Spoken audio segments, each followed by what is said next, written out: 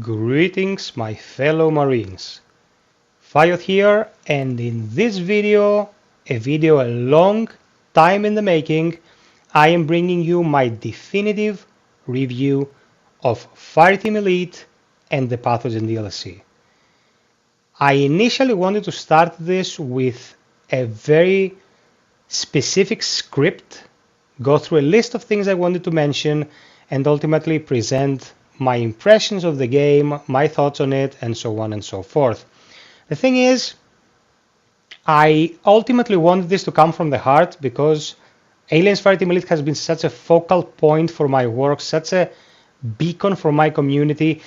I wanted people to feel that I speak my mind freely, openly, and honestly about what this game entails, why we love it so much and we play it so much on streams, whilst I'm making all the content that I am making. So this view of the horizon from the Endeavor is how I usually start my vids, and I really wanted it to hit home, to hammer the point that this comes from me, from FiOth, from a guy who actually loves the game, plays the game a lot, and enjoys for what it is. For the purposes of this review, and to avoid spoilers, I'm gonna divide it into two parts. One will be the core game review, where you will be seeing gameplay just from the first mission of the game, and then we will move on to the Pathogen DLC review, where you will be seeing footage from the first mission of the Pathogen DLC. I don't want to spoil anything too crucial about the events or the story, so we're not gonna leave the sound in with the banter from the characters and what they talk about throughout the mission. There are subtitles there for any people who might be interested in just getting a small idea of the proceedings, but if you just ignore them and listen to my voice, everything will be perfectly fine. It is gameplay recorded with the sole purpose of demonstrating few mechanics so they will be easier to understand, and everything will be broken down in great detail. I took out any distractions. You can just focus on what I am saying, enjoy the show for what it is, and in the end, hopefully make your own assumptions so you will know if this game is actually for you or if it is not. I try to be as honest as possible. I am not an employer of Core Iron, but I have to state right now that I appreciate their work, and you will not be getting any toxicity or overall negativity about the game here, because people will live in dangerous times, we live in trying times, and bringing some positivity to the forefront when we consider something worthwhile is the best thing we can do with our time, in my humble opinion. Without further ado, let's get to the gist of it. Enjoy!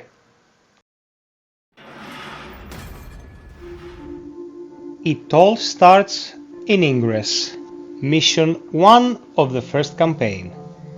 What is Aliens Fireteam Elite exactly? AFTE is a horde shooter, as they tend to be called. A cooperative one where you and 2 other people team up in order to fight off the game's various combat scenarios. The depth entailed in this process is something that a lot of people missed since the game came out. You see, Aliens Fireteam Elite boasts 5 difficulty settings, 3 of which are very straightforward and easy to tackle challenges if you understand the basics of how it is played. However, when moving on to the higher difficulty settings like Extreme and Insane, things tend to change quite dramatically. If you do not go in depth with all that this game has to offer, it's not gonna be as an impressive experience as for the people who actually invested the time into understanding its mechanics and intricacies. A horde shooter is a game that ultimately has you dealing with a large amount of enemies that will present themselves when certain criteria are met. In AFTE, you usually interact with a part of the environment, you pick up something, or you pull a lever, or do something of consequence, and then 1, 5, or 20 waves of enemies will pour in, and you will have to deal with them. To deal with them, you have in your possession a huge assortment of weapons.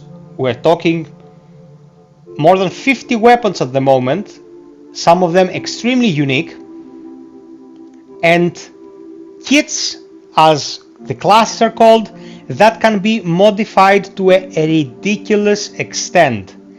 Everything on your character, the way they fight, the way they move, their speeds, weapon specialization, abilities, their assets, and even looks can be customized however you want.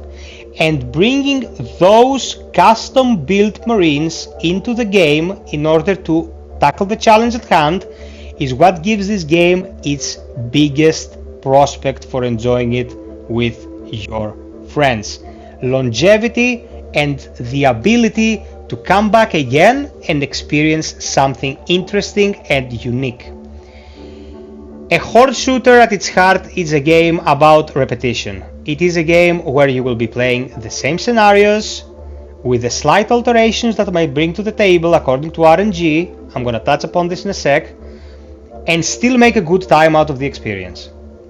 This is not a procedurally generated map game. The maps are always the same, but they usually boast one or two alternative routes and some kind of RNG when it comes to what enemies are going to spawn, where they're going to spawn, how they're going to spawn, and in what configurations they're going to spawn. This is very integral to the experience because without this, the thingies that you do here could grow a little stale a little bit too soon. The moving parts are gonna keep you coming back. What if I use this build this time? What if I use this gun?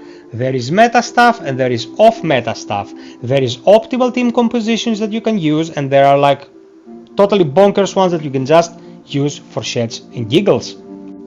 No matter how you approach it, you can squeeze a lot of time out of AFTE. So if you get this game and get stuck on playing normal or intense, you will eventually come to the realization that things happen pretty much automatically and you will lose interest in it. If you put in the time with the build crafting, the weapon modding, and all those intricate mechanics, the sky is the limit and you can get a ton of quality time out of this 40 euros game. To enjoy Fireteam Elite and to be absolutely honest about what that enjoyment will entail, you need two very important assets on your side. Your friend number one and your friend number two. The word rando is something that's been moving throughout the ranks of the community for a very, very long time, and it's a general gaming term, but in AFTE's case, if you do not have a couple of buddies to play with, you will be subject to two very sad truths. One, even with crossplay, the player base is either dwindling again after the release of Pathogen, or people are already pre-matched when they go into the game to play. That means that you will be looking at a screen with a rotating cycle saying finding players for a very long time every time you wanna sit down. They added the quick search option some months back. That means that it will just give you a random mission at a certain difficulty setting of your choosing with people who are also available for the same thing, but there is no guarantee that you'll always be finding people to play with.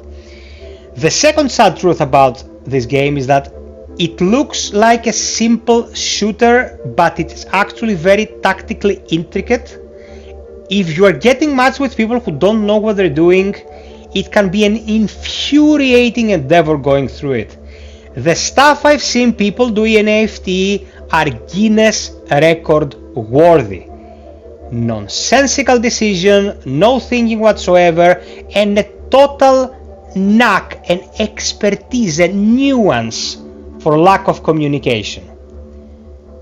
To wrap this up, you will get a ton of enjoyment out of this game as long as you're working with two other people with whom you can communicate, formulate strats, and find success with. Now for the gameplay itself, I talked about the depth of choice and how you can use different difficulty settings, how you can use different kits, how you can use different guns. What I didn't talk about is that little wording on the top right of your screen right there. This is a challenge card, a modifier card used by one of my two teammates when we started this mission. Did we need it? No, we didn't. Is it good fun? You bet your sweet face it is.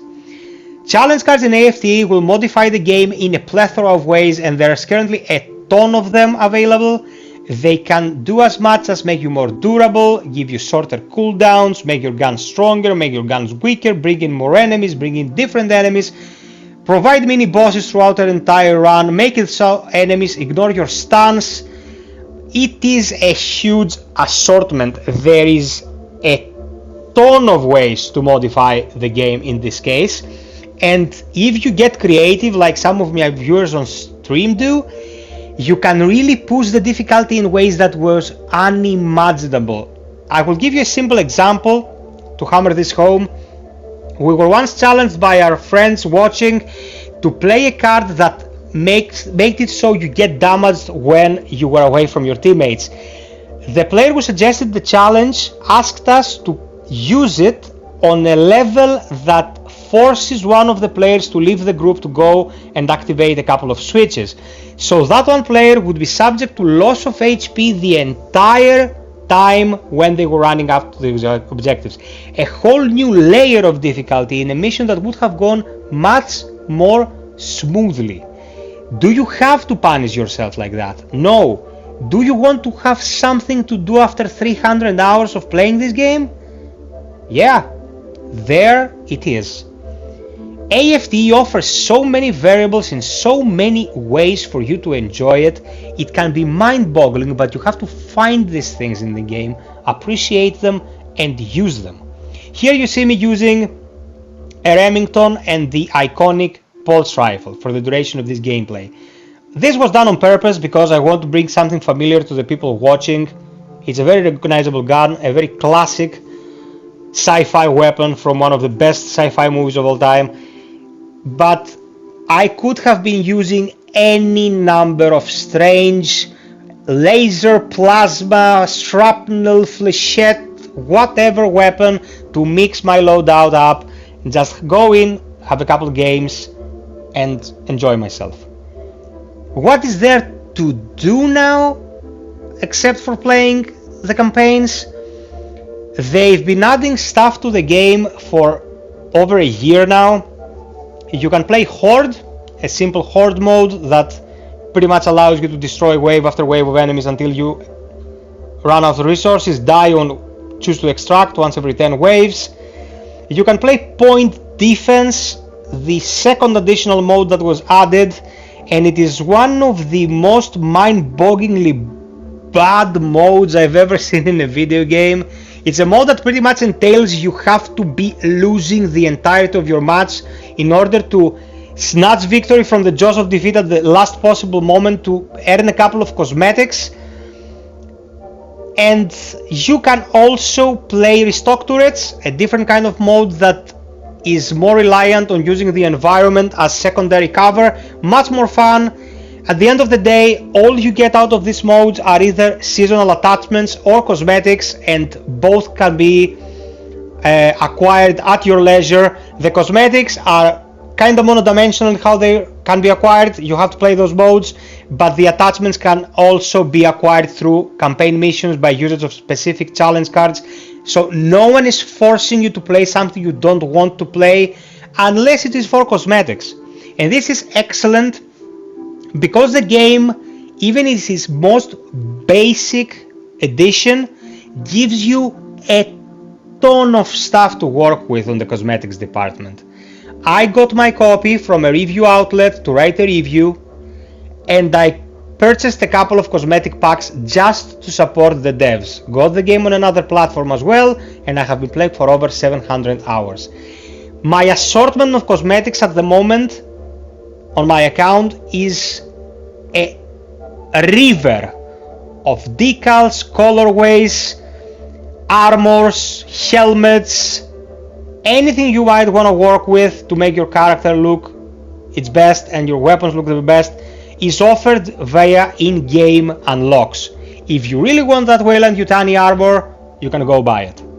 No one is forcing you, and you already have plenty to work with.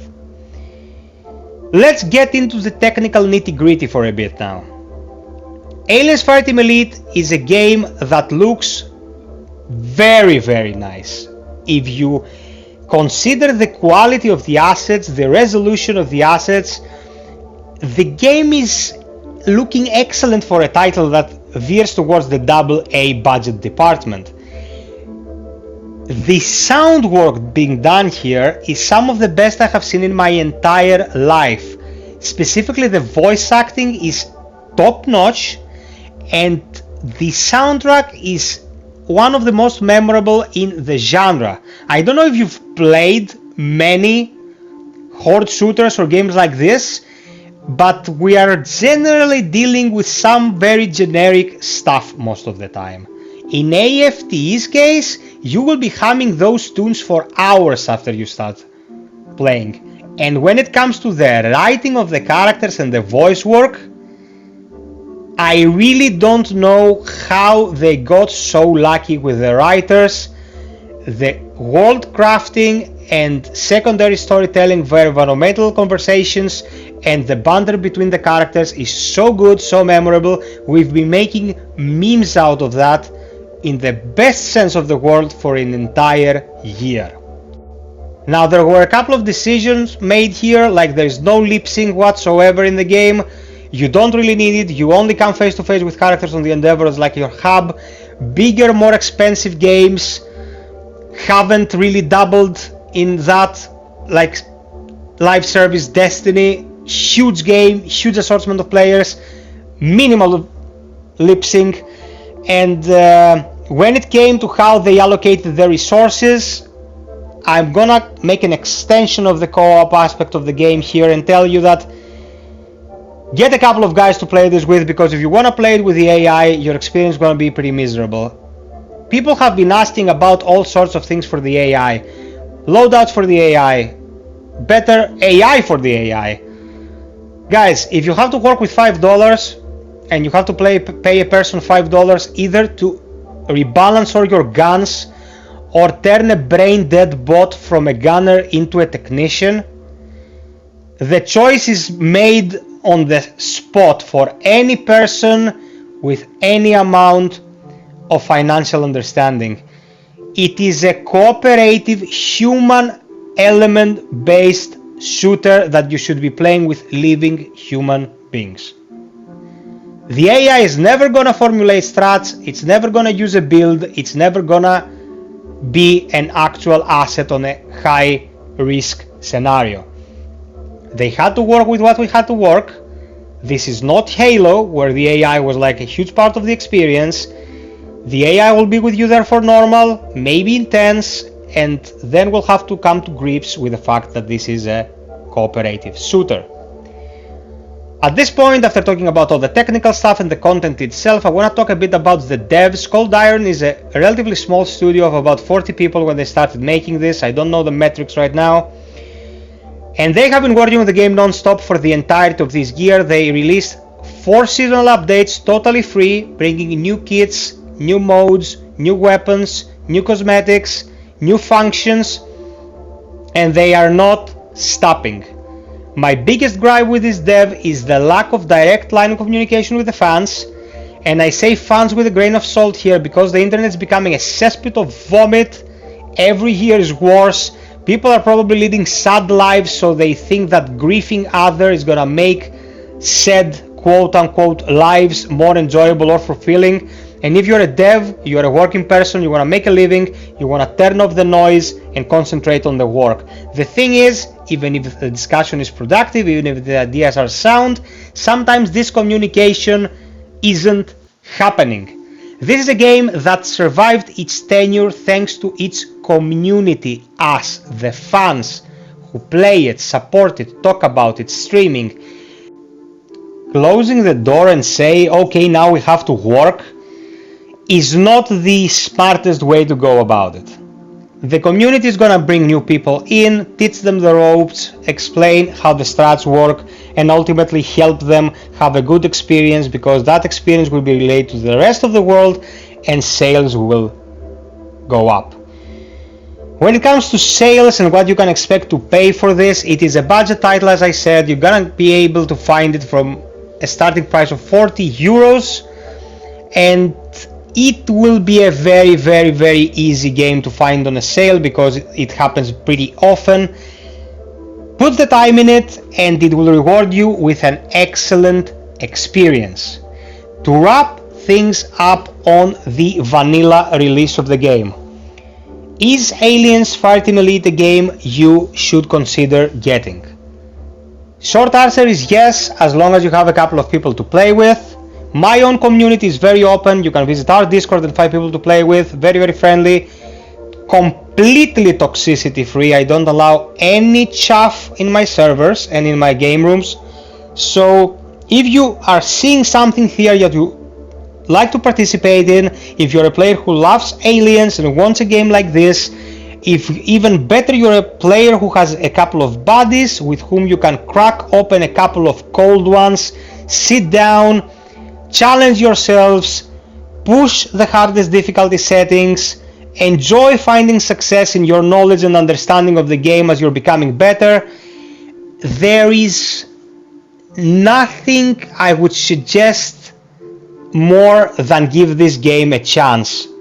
And that goes a long way because I have been here since the beginning, loads of hours, loads of content, loads of work, and I've seen it at its best and at its worst. For whatever is worth, guys, the labor being put in here is so honest, it's gonna win you over unless you hate life. And if you really wanna ask me if I'd pick this over something else to spend my time with my friends with, I'd say anytime, anywhere. We are not losing any momentum here and jumping straight into Pathogen. Pathogen is the piece of DLC we never expected or hoped to get. By the end of Season 3, when we got the Lancer, we were thinking something along the lines of they're gonna present us with another free season, and then they're gonna tell us that that's a wrap, they'll keep patching for a bit and then move on to maybe a sequel or another project altogether. When they started throwing those tidbits at us about how the pathogen had escaped to the planetoid and stay tuned for an update and all that, it hit us like a truck. After a few days we got the official reveal. It would be a stand-alone mini campaign that would tie into the events of the game and follow through with the pathogen's expansion. It brought 3 new missions, replacer abilities for all the kits, changing the classes completely if you deem to rebuild them, guns, cosmetics, and a totally new approach to the challenge as we understood it up to this point. The strongest thing that Cold Iron brought to the game with Pathogen is how they recognized the way people played Fireteam Elite. The choke points, the door glitching, the corridor shooting, all that they kinda took in as feedback and said, now you will really need to hold those special positions because we're gonna hammer you and we're going to hammer you hard. Insane and Pathogen is a totally different story than what it was in AFTE vanilla. Some of the scenarios here are crushing, and this is excellent because if you play a game for as long as the dedicated fans have been, like the loyalists as I call them on the channel, there's pretty much nothing you cannot do with the right team configuration and the right gear. But in Pathogen, there is so much more to consider. The overwhelming enemy presence, the fact that they even urge you to hold the good position because otherwise will be destroyed. Some of the new challenge cards is like a chef's kiss to people who like to go the masochist path. So not only did they bring some of their best environmental assets, as you can see here, some of the more interesting guns, autocannon, I'm looking at you, excellent rebalancing to the classes, taking some of the underdogs and making them top shelf kits. But they also introduced new enemies that don't give a living poo about your previous strats, ready to rip your face off. It also includes an actual health bar based boss fight at the end that is a real nightmare to tackle. I'm not gonna say anything, you probably know what I'm talking about, but as I said at the beginning of the vid, no spoilers, no pooping on anyone's fun. Themes wise, it mostly ties to Prometheus and Covenant, because, well, that's the whole Pathogen storyline. How the effects of those movies were kinda forgotten because Shaw and Holloway lost their lives and their story kinda fell into the ether. But I love the mythology of the engineers, what they did, what their fate was on specific settlements, and for me this was like a dream come true, because the overall aesthetic, the semi-organic, industrial or ancient approach to the whole thing was very, very inspiring to me. It kind of made my experience with one of my favorite games of all time, Returnal, that much more memorable because of the similarities. And here they touch upon the destruction caused by the pathogen, what the pathogen will do to any life form, including the xenomorphs, the infighting with the xenomorphs. It brings some scenarios that we didn't have for the rest of the game, and really hammers home the fact that you can bring this different three-way approach to combat and actually use it in an objective-based shooter that kinda happened with the synth in the original campaign, but here it's capitalized greatly. Tie into this the fact that you can revisit every single one of your guns and characters and remod them with some pretty drastic new perks, and you're gonna squeeze a lot of game time out of this 15 euros piece of DLC, 12 quid if you're in the UK. Now, do any of the fundamentals change when we're talking about Pathogen? No, it is still a campaign that you'll have to play with friends preferably. You can still use all modifier cards to make your life easier or harder. Of course, it's going to be played on all difficulty settings. I have to touch upon the fact that going into Pathogen, I didn't know what to expect in terms of stability, both for the client and for crossplay. Crossplay in this game has been a huge surprise for me. It helps to find people, sure, but sometimes crossplay in games will help you find people just to desync them 2 minutes later, and you will be just left holding a controller in a loading screen. They have been improving, stabilizing the game quite a bit for quite some time now, and it's a pretty good state to be in right now. I did not touch upon the various versions of the game because I didn't gonna get very nitty gritty technically, but I'm gonna give you now a couple of suggestions on how to enjoy it to the best of your abilities or best of your budget. If you're gonna play this game, it'd be a good idea to hit it up on a PlayStation 5. The very smart and fast SSD it employs makes patches very small because of the compression, and loading is flawless. My second best suggestion is the Series X, and if you can afford it, of course, a very powerful PC with at least a 30 series card and a pretty fast SSD and processor would give you the best possible experience, but then we're talking a totally different price tag. The PlayStation 4 hangs well, but the magnetic drive is kinda pushing it. Like, you will have stutters, you will have low frame rates, you will have disconnects in areas with very large numbers of enemies or specific loading points where the game kinda tends to just crash. It is totally playable on those systems of the previous gen, but for me it's not the recommended way to go about it. I have a very sore spot for the Xbox One in general as a system because its design and overall approach to the gaming department of, you know, having a gaming console was very flawed from the beginning.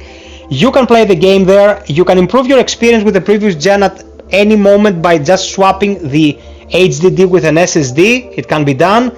I don't know if you could go through all that trouble just to play this one game, but I'm trying to give you information just to make your life as pleasant as possible. The game runs almost flawlessly in current gen systems at the moment, and of course on high-end PCs. I have to be true about one thing. I know that people have been experiencing problems, and we've come through various iterations of the client where things would just not work. The game's come a long way. It was a bit rough at the beginning, I have to be absolutely honest with you. But if you have a stable connection and a well-maintained system, you will be able to play this game pretty flawlessly. We should always take into consideration the fact that our stuff might be faulty and not the game, but that's a more psychological, in-depth discussion than what we're having here at the moment. To wrap things up as we're reaching the end of the gameplay and this slightly longer than usual vid. AFTE is a love letter to the people who love aliens and shooters in general. We got Alien Isolation in 2014 for the player who loves Alien, and in 2021 we got the shooter for the player who loves aliens. And I think those two kinda cover the spectrum of what this IP is all about. It's about the fear in the beginning and then slow burn that came to us in the 70s with the masterpiece by Ridley Scott, and then Mr. Cameron brought us Aliens, the sequel, that was a much more high octane, intense and fast paced movie. If you ask me, this is the best Aliens game we have ever played. I don't even put it in the same phrase or speak of it in the same breath as Colonial Marines or some of the other chaff that we've gotten. I know that some people love AVP, I know that some people love some of the other more obscure games, but when it comes to the execution of a core idea about what the game actually is, it is so honest with itself and brings so much more to the table than it could have, that I can't help but give the people involved all the credit that I can give them. Without the build crafting, without the customization, without the various options, modifier cards, the difficulty settings, the RNG play spawns, all the things that help make every run unique, this game would have been an out and a one and out offering a year back, and we would barely be talking about it anymore. This game has a lot of moving parts and challenges the player to understand how to use them and sometimes exploit them in order to find success. If you have watched any of my streams, you know how much banter is going on, how many things we're discussing, the small raging moments when we get surprised, when the game screws us up, when things go south, but also the great fun that there is to be had by finding a way to push through, succeeding, meeting new people, sending a message afterwards and saying, man, that clutch grenade or that very nice cry on the last moment, what you did there was awesome. Forging friendships and building a community around such an iconic IP. Fireteam Elite would have gone south in so many ways. New studio, few people involved, specific budget, maybe problems with development that we don't even know about, but they tied it all together, and not only did they bring us a complete package that is very, very enjoyable, they programmed cross-play in it in Season 4. And for the longevity of the game, that tells me, and I might be wrong, I hope I am not, that they don't just implement this feature and pay for it just for one piece of DLC and then they're gonna call it quits. Scenario wise, it seems that there is one loose end that will be handled before this game is done. We have no concrete evidence of its existence yet, but it is spoken about in the game's dialogue via its characters and environment and storytelling, so I am pretty optimistic about the short-term life of it as we're moving forward. I am thinking one more piece of DLC without having any confirmation. I am not an employee of Cold Iron, I'm a guy who just respects their work and makes a living out of making YouTube videos. So I don't see this ending in the next at least few months, and even if it would, if you are about to get into the game now, all the more power to you, because you have a ton of stuff to do here. A ton of stuff, quality stuff, and if you have quality people to do it with, you are going to have an absolute blast. Now I do not want to tire you, I am just gonna move the gameplay a bit forward to give you the final fight. I am so thankful that you sat with me here and let me talk to you for the better part of 40 minutes about my thoughts on this game. I kinda took it upon myself to make this just to do the game justice in my own term. Many big outlets out there just had the reviewer play the game on normal with the bots and then come out and say, oh, this is a game where you pick up a dog tag and then enemies come and you shoot them, and I don't feel like going back to it. Friendo, if you played the game like this on normal with 3 unlocked perks, 2 guns and 2 dumbass bots, and you think that you understood what it's all about, you are a pretty shallow person with very restricted imagination. Anything that's worth doing in this life is about depth, is about giving it some room to breathe, is about giving it some time to be understood and appreciated. And I don't think that AFTE got appreciated to the extent it should have, because people are lazy and because it wasn't like a super large hitting AAA release that IGN or GameSpot would sit on for 50, 60, 70 hours to actually understand what it is about. But the community, the people who actually love Aliens and who spent the money and invested the time, these are the people who actually saw through the facade of the simple shooter and found the quality and the depth that there is to be found in this. So, next time you consider getting a FTE to give yourself a present, consider it. Even if it's on sale, go grab whatever edition you think. There is also an inclusive, I think, called Hive edition at the moment available that includes every single thing that is in the game. You'll have a great time playing it. You'll have a lot of stuff to unlock, and trust me, if you have people to play with, your experience will be so memorable. Here's hoping for more awesome stuff to come for AFTE. Thank you Cold Iron for making this game. Thank you for keeping it so true to the core material. And don't get disheartened by the toxic community sometimes. We are also here, the people who love your work, the people who love your game. There is no way of getting out of this chicken shit outfit, Marines. We have to get it done, even if it's another bug hunt. It has been FiOth, guys. I hope you'll stick around for more content like this. Sub, like, share, hit the notification bell to be notified about uploads and streams. And as always, until next time, be well, stay frosty, and always strive for perfection. Cheers!